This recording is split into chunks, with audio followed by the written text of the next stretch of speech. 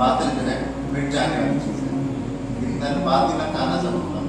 بے شک اس میں کوئی شک نہیں کہ باطل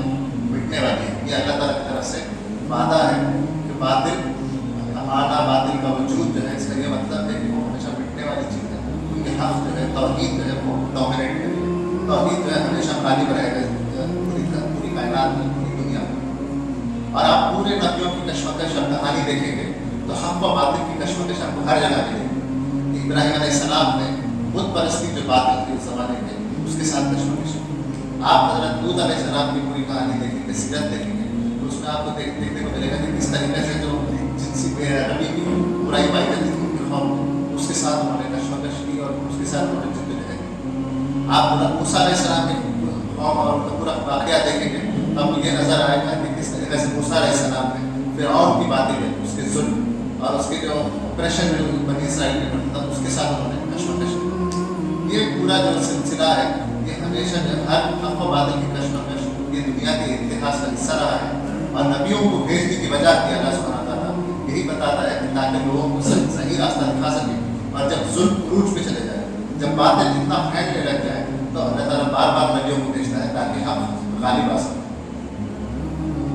عیسیٰ علیہ السلام کو اس لیے بھیجا کیونکہ جو بنی اسرائیل کے جو سب سے ایلیٹ طبقہ تھے، جو ان کے علماء اکرام تھے، وہ راہ حق سے بھٹک چکے تھے، وہ اپنے بزنس اور اپنے مذہب کو اپنی تجارت بنا چکے تھے، اور اس تجارت کو بند کرنے کے لیے اللہ سبحانہ تعالیٰ نے عیسیٰ علیہ السلام کو بھیجا۔ لیکن جب رسول اللہ صلی اللہ علیہ وسلم کو بھیجا نا، وہ اس لیے بھیجا کہ کسی قوم کے لیے نہیں بھیجا، صرف مکہ کے لوگوں کو یا قریش کے لوگوں کے پاس نہیں بھیجا، بلکہ پوری دنیا پر توحید کا نظام غالب ہو جائے، اس مقصد کے ساتھ رسول اللہ کو بھیجا۔ اسے کوئی ایک برائی یا کوئی ایک قوم میں جو ہے بگاڑ آ گئی، اس کو سنوارنے کے لیے نہیں بھیجا۔ رسول اللہ صلی اللہ علیہ وسلم کو بھیجا اس لیے کہ وہ رحمت العالمین ہے، اور پوری کائنات میں رب اکرام رب الجلال والاکرام کا جو توحید ہے اور رحمت ہے اور رحیم کا جو کیریکٹرسٹکس ہے، پوری دنیا میں غالب آ جائے۔ ہم دیکھیں گے رسول اللہ صلی اللہ علیہ وسلم کی جو پوری سیرت ہے، 13 سال کی جو جدوجہد ہے شروع کی مکی دور میں، اس میں کنٹینیوس جدوجہد ہے۔ قریش کے لوگ ان پہ پتھر پھینکے، طائف کے لوگ پتھر پھینکے، قریش کے لوگوں کو پورا بوائکاٹ کرے گا، اپنے خود کی بیٹیوں کی طلاق ہو گئی، اور جب فجر کی نماز پہ نکلتے تھے تو ابو لہب ان کا چاچا اور چاچی جو ہے کانٹے کے جھاڑ بچھاتے تھے راستے میں۔ یہ سارے جدوجہد باطل کے ساتھ اس زمانے کی جو ہے جاہلیت اور اندھیرے کے خلاف انہوں نے روشنی کو غالب کرنے کے لیے انہوں نے جدوجہد کی، جس کے نتیجہ یہ نکلا کہ پہلے مدینے کے راستے ان کے لیے کھل گئے،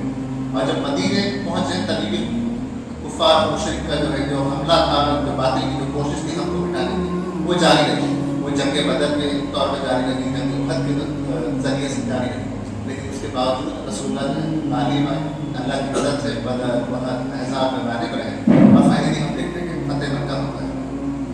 لیکن اس بات کو سمجھ لینا چاہیے کہ رسول اللہ جانے کے بعد یہ کام ہم پر نہ گزرا ہے۔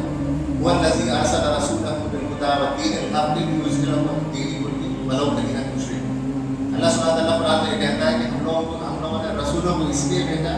تاکہ حق غالب آ جائے، تاکہ ظاہر ہو جائے کہ دین اسلام صحیح راستہ ہے۔ یہ جو ہم لوگ امبیسڈرز ہیں، رسول اللہ کے جو سفارہ ہیں ہم لوگ، یہ آج ہم لوگوں کا کام بنتا ہے کہ رسول اللہ کے مشن کو لے کر ہم آگے بڑھے دنیا میں۔ باطل آج بھی پائی جاتی ہے،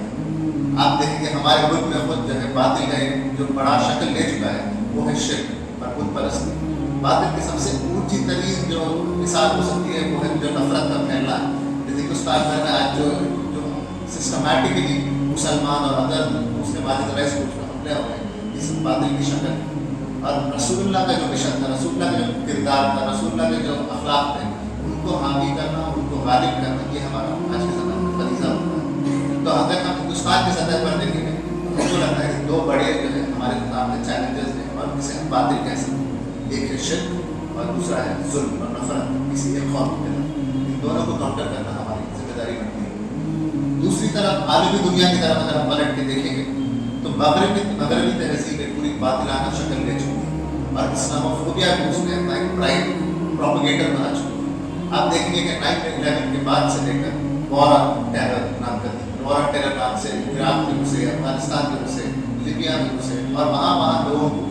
جو ڈیموکریٹکلی الیکٹڈ لیڈرس تھے مسلم ممالک میں وہاں الٹ کرنے کی کوشش کی۔ اور جب افغانستان میں حملہ کیا تو باقاعدہ جارج ڈبلیو بش نے بھی کہا کہ ہم افغانستان میں اس لیے جا رہے ہیں تاکہ ہم وہاں ये बातिल की शक्ल होती है जब वो हमला करना चाहता है, जब क्योंकि उनका मकसद बिन लादेन को पकड़ना नहीं था, उनका मकसद वॉर एंड टेरर नहीं था, लेकिन बल्कि उनकी जो बातिल आइडियोलॉजी है, लिबरलिज्म की हो, आज़ादी की हो या शिर्क की हो, या ये बताना कि खुदा है, इंसान आज़ाद है, उसको कोई सही या गलत बताने वाली कोई किताब की ज़रूरत नहीं है, इस सब आइडियोलॉजी को इम्प्लीमेंट करना था पूरे ईस्टर्न वर्ल्ड में। और इसकी कोशिश जो है बातिल को गालिब करने के लिए उन्होंने वॉर एंड टेरर का नाम दिया। आज के ज़माने मौजूदा ज़माने में उनकी तरफ से दो बड़े चैलेंजेस हमारी तरफ आते हैं। एक न्यू एथिज्म जिसे हम कह सकते हैं, वो ये कहना कि खुदा है ही नहीं, खुदा का इनकार करना है। और इसके काम में बहुत बड़े बड़े साइंटिस्ट रिचर्ड डॉकिंस, जिसकी किताब है द हाइजीन जी, उसकी बहुत अलग अलग किताब है जिसमें उसने बात की कि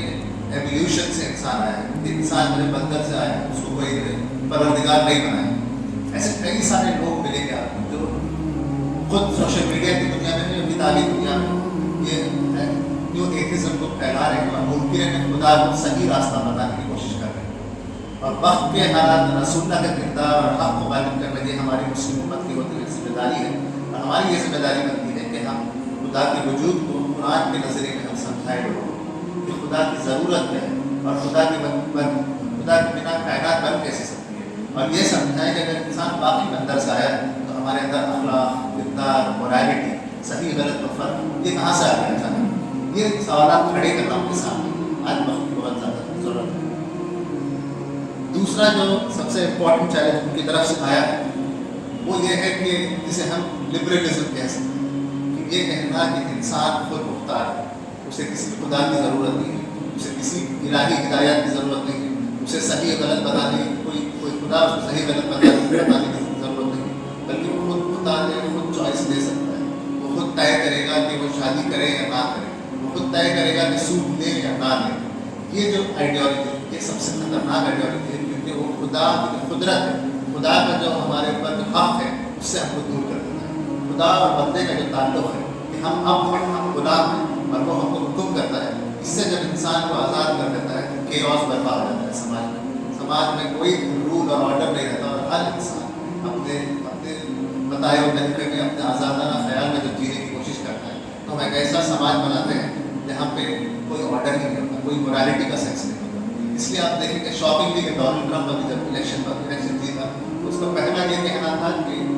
from now onwards in the United states there will only B 2 genders. यानी उनको ये कहना पड़ रहा है आज के ज़माने में इतनी जिनसी बहनें उनके पास फैल गई कि आज सिर्फ 2 ही जेंडर्स हैं, मर्द और औरत हैं, ये बताना पड़ रहा है लोगों को। ये होता है जब इंसान को खुद मुख्तार और आज़ादी दी जाती है। इसमें बहुत ज़्यादा ज़रूरत है, वक्त की बहुत ज़्यादा ज़रूरत है कि हम आलमी सतह पर और हिंदुस्तानी सतह पर आज की जो बातिलाना क़ुव्वतें हैं उनका मुकाबला करें। अल्लाह ताला हमको गालिब करने में हमारी तौफ़ीक़ दे और हमारा साथ।